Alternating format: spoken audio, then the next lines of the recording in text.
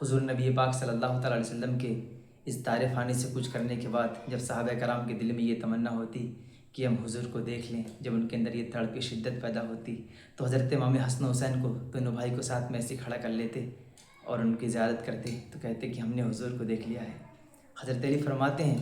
الحسن اشبہ النبی صلی اللہ تعالیٰ علیہ وسلم ما بین صدر الی الراس۔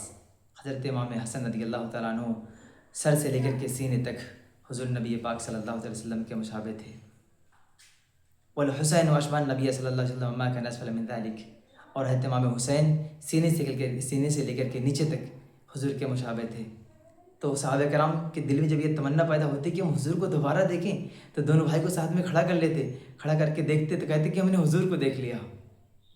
صاف شکل پاک ہے دونوں کے ملنے سے آیا، خط توہم میں لکھا ہے یہ دو ورقہ نور کا، ایک سینہ تک مشابہ ایک وہاں سے پاؤں تک، ایک سینہ تک مشابہ ایک وہاں سے پاؤں تک، حسن صفت ان کے جاموں میں ہے نیما نور کا۔ حضرت امام حسن حسین کو حضور فرماتے الحسن والحسین ہوا ریحان من الدنیا، یہ حسن و حسین یہ دونوں میری دنیا کے دو پھول ہیں۔ آقا فرماتے ہادان ابنیا، یہ دونوں میرے بیٹے ہیں۔ حضور نبی پاک صلی اللہ تعالی وسلم نے حضرت امام حسن حسین کو اپنا بیٹا قرار دیا ہے، بتایا یہ میرے دونوں بیٹی کی جو دونوں بیٹے یہ میرے بیٹے ہیں۔ حضور نبی پاک صلی اللہ تعالی وسلم حضرت امام حسین کو، حضرت امام حسن کو کندھے پہ بٹھا کر کے سواری کرایا کرتے تھے۔ جب آپ سو جایا کرتے تھے تو حضرت امام حسن کا یوں ہاتھ پکڑ لیتے، پکڑ لینے کے بعد اس طریقے سے میں آپ کو بتا رہا ہوں، ایسے ہاتھ پکڑ لیتے، اور جب حضرت امام حسین اپنے قدم کو حضور کے قدم پہ رکھتے تو آقا فرماتے بیٹا حسین اور اوپر آ، ثم ترقى اور اوپر چڑھا حتی قدمہ ولا صدر رسول اللہ، یہاں تک کہ حضرت امام حسین اپنے قدم کو حضور کے سینے پہ رکھتے تھے۔ جب حضرت امام حسین کا قدم حضور کے سینے پہ آتا تو آپ کہتے بیٹا حسین، تو آپ کو داستان یاد آ جاتا نا کہ حضرت امام حسین بھی پیدا نہیں ہوئے تھے کہ اس سے پہلے آقا کو معلوم تھا کہ میرے بیٹے حسین کے سینے پہ گھوڑے رو دیں گے، کربلا میں شہید کیے جائیں گے۔ جبریل بھی اس کی علامت پہلے ہی ظاہر کر چکے تھے۔ جیسے حضرت امام حسین اپنے قدم کو ان کے سینے پہ رکھتے، سینے پہ جب رکھتے تو حقا کے آنکھ سے آنسو کے سیلاب مٹ پڑتے، کہتے بیٹا حسین میرے سینے کو اپنے ننھے قدموں سے رود لے کر کربلا میں تیرے سینے پہ گھوڑے روتے جائیں گے۔ جب حتی قدمہ ولا صدر رسول اللہ، جب قدم کو رکھتے سینے پہ، پھر آپ فرماتے بیٹا حسین اور قریب آ،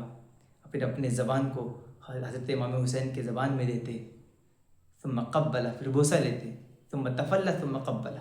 بوسہ لیتے، پھر اپنا لعاب دہن ان کو چساتے، بیٹا حسین کربلا میں پیاس کی شدت ہوگی نا، تیرے اوپر پانی بند کیے جائیں گے، تڑپایا جائے گا، میرے لعاب دہن کو چوس لے، اس کی لذت، اس کی چاشنی تو کر تجھے کربلا کے میدان میں نظر آئے گی۔ کتنی پیاری، کتنا پیار کرتے تھے میرا آقا صلی اللہ علیہ وسلم اپنے ان نواسوں سے۔ حضرت امام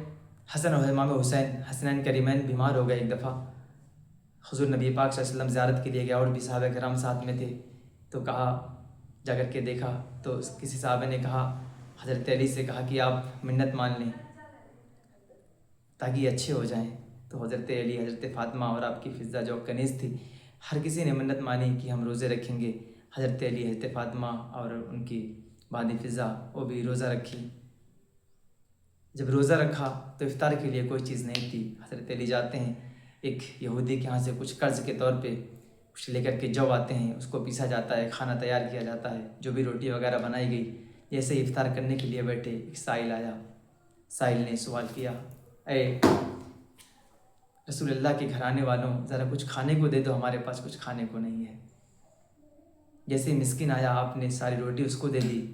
پانی سے آپ نے افطار کیا۔ پھر دوسرے دن آپ بیٹھے، 3 روزے کی منت مانی تھی نا، پھر دوسرے دن آپ بیٹھے، پھر جب کھانے کا وقت قریب ہوا، افطار کا وقت ٹائم آیا، تو پھر اس ٹائم پہ ایک قیدی آیا، اس نے کہا کہ اے اللہ کے محبوب بندوں،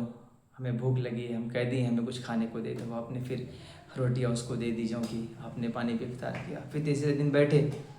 پھر افطار کا ٹائم قریب ہوا، پھر وہاں پر ایک یتیم آیا، اس نے کہا ہمیں بھوکے ہیں پیاسے ہیں ہمارے پاس کچھ کھانے کو نہیں ہمیں دے دو، پھر آپ نے اس کو دے دیا۔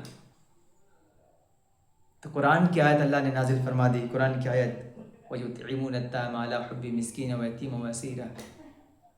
یہ کھلاتے ہیں اللہ کے محبوب بندے یتیم و مسکین اور قیدیوں کو۔ إِنَّمَا نُطْعِمُكُمْ لِوَجْهِ اللَّهِ لَا نُرِيدُ مِنْكُمْ وَلَا جَزَاءً وَلَا شُكُورًا، اور کہتے ہیں کہ ہم یہ جو آپ کو کھلا رہے ہیں ہم آپ سے کوئی اس کا بدلہ نہیں چاہتے ہیں، کوئی شکریہ بھی نہیں چاہتے ہیں، جو ہم نے آپ کو کھلایا آپ اس کا ہم شکریہ بھی ادا نہ کریں، لِوَجْهِ اللَّهِ خالصاً ہم اللہ کے لیے آپ کو کھلا رہے ہیں، خالصاً اللہ کے لیے ہم آپ کو دے رہے ہیں۔ یہ گھرانہ تھا حضور نبی پاک صلی اللہ علیہ وسلم کا، یہ ہے خاندان اہل بیت جن کا ذکر قرآن میں یوں ملتا ہے۔ سب کچھ دیا، آپ خود بھوکے رہے، خود پیاسے رہے، اگر سائل آیا، قیدی آیا، اسیر آیا تو آپ نے ان کو دے دیا، پہلے ان کو سیراب کیا، پھر آپ نے چھوارے پانی پہ گزارا کیا، آپ نے پانی پی کر کے روزہ افطار کیا۔ کیا یہ صبر ہے؟ جب انسان کے دل میں صبر ہوتی ہے نا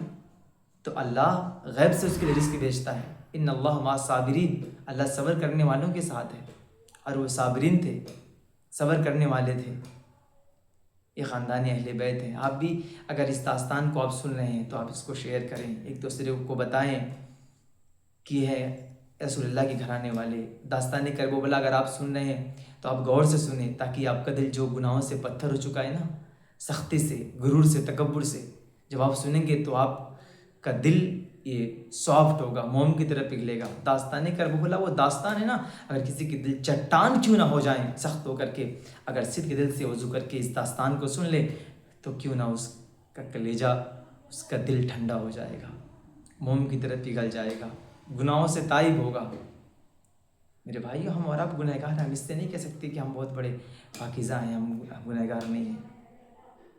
خطا و نسیان سے ہم بھی مرکب ہیں، ہمیں ہمیشہ توبہ کرنا چاہیے، استغفار کرنا چاہیے، اور اہل بیت کے بتائے ہوئے طریقوں پہ ہمیں چلنا چاہیے۔ ان کی محبت ہمیں اپنے دل کے اندر بٹھانی چاہیے۔ ان کے جو داستان ہیں ان کو سن کر کے، ان کو پڑھ کر کے ہمیں ایک سبق سیکھنا چاہیے کہ حق کیا ہے، باطل کیا ہے۔ کبھی باطل کے سامنے سر نہیں جھکانا چاہیے، کبھی مال و دولت پر اپنے آپ کو نہیں بیچنا چاہیے، کبھی جائیداد اور پراپرٹی کے چکر میں اپنے ایمان کو نہیں تباہ و برباد کرنی چاہیے۔ وہ چیز جو آپ کے ایمان کو بڑھانے والی ہو اس کی طرف آپ مائل ہوں، اس کی طرف آپ دوڑیں، اس کے لیے آپ محنت کریں، اور وہ چیز جو آپ کے ایمان کو تباہ کرنے والی ہو، جو آپ کے ایمان کو برباد کرنے والی ہو، جو آپ کے اعمال کو تباہ و برباد کرنے والی ہو، آپ اس سے دور رہیں۔ یہ سیکھیں اور دوسروں کو یہ پیغام دیں۔